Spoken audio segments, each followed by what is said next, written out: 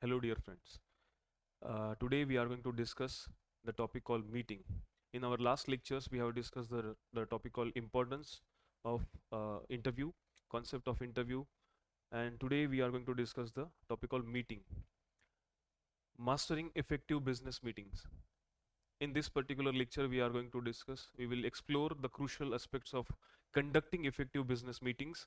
We will cover roles of the participants, roles of the chairperson, agendas, best practices to drive the productivity and achieve the desired goals through the meetings. What is a business meeting? A business meeting is a formal gathering. It serves as a platform for discussion and decision making. Meetings address problem solving, and are essential for informing, collaborating, and planning. Common types of meetings include informational meeting, strategic meeting, decision making meeting, and team meetings.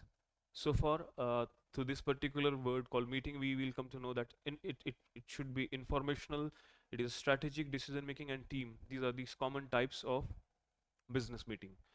Whereas we will see slightly in detailed regarding the meeting. A meeting is gathering of people for a specific purpose, and as in the earlier slide we discussed about the specific purposes.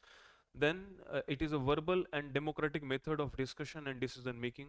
A meeting may either be conducted face to face or virtually through electronic mediums. Meetings provide, now we will discuss the need and importance of meeting. Meetings provide a platform for all members to express their views and opinions. It facilitates better exchange of ideas and experiences as well as effective communication skills. It is a tool of education, training, and management because through the meeting, the organization will simply inculcate the basic values, the rules, and regulations to the newly appointed employees. So in that way, it's a tool of education, training, and management. Since decisions taken at a meeting are based either on the principle of majority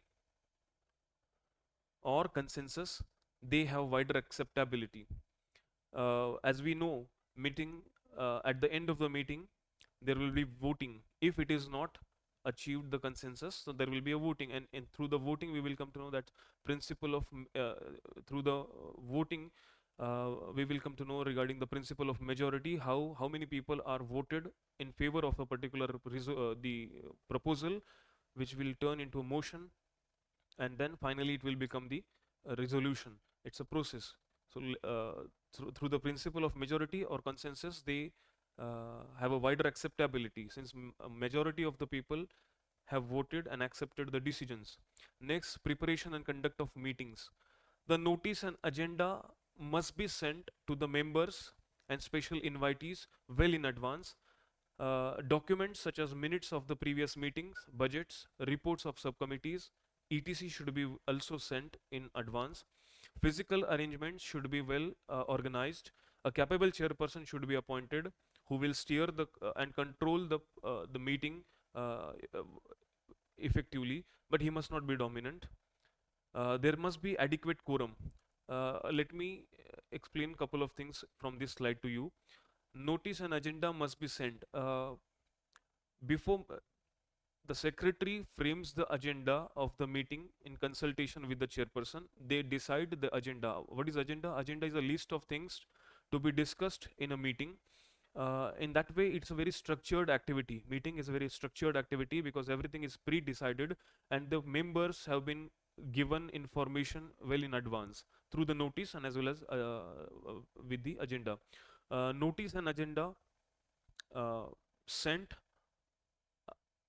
either together or notice will be sent prior and then the agenda will be sent after that, and sometimes the notice and agenda is incorporated in the same document. Then next, that is the documents. Minutes is simply whatever has happened in the last meeting. The entire summary will be recorded as a minute of the particular previous meeting, and then the budget of the contemporary the meeting which we are going to be held. Then the reports of subcommittees. There are different committees in an organization, so each committee will provide their uh, the the report, and which has to be circulated to the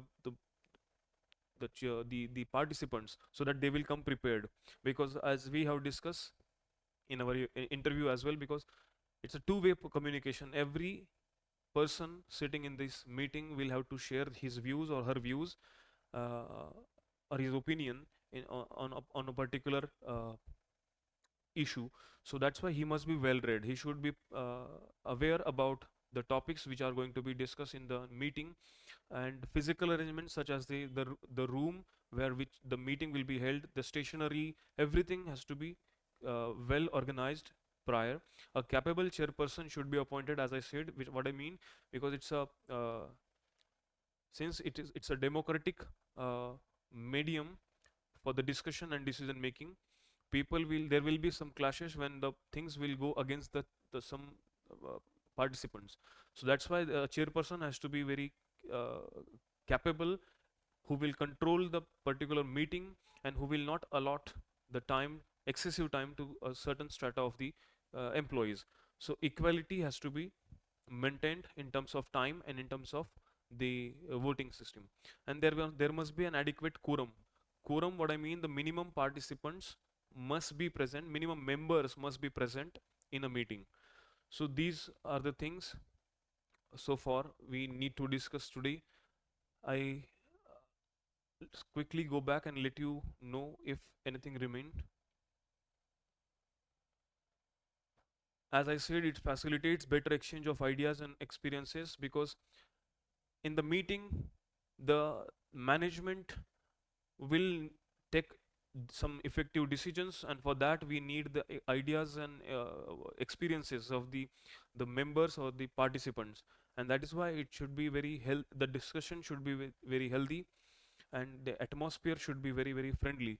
Only then the participants will simply open up their minds and provide the creative solutions to the problems. uh, as I said, just one second. Meetings provide platform for all members to express their views. So in that way, it's a democratic way of conducting a discussion, not only for the sake of expressing their views, but also while voting, each and every person will be given the equal opportunity to vote and finally to achieve a decisions. So simply meetings are held for the sake to discuss, to ponder upon certain elements and to get the solution. It's a solution. The very the primary what do you say, the fundamental difference between a meeting and a conference is, conference are the intellectual discussions, but at the end there is no fruitful solution, right? But in the meeting there is a solution. So whatever they will ponder upon, at the end of the meeting they will provide some resolution, and the follow up responsibilities will be given to the participants, who will definitely fulfill their responsibilities, and at the end the thing, the agenda, the rules and regulations, whatever they will formulate, will be implemented effectively. So thank you so much for today. We will meet in the next lecture. Thank you.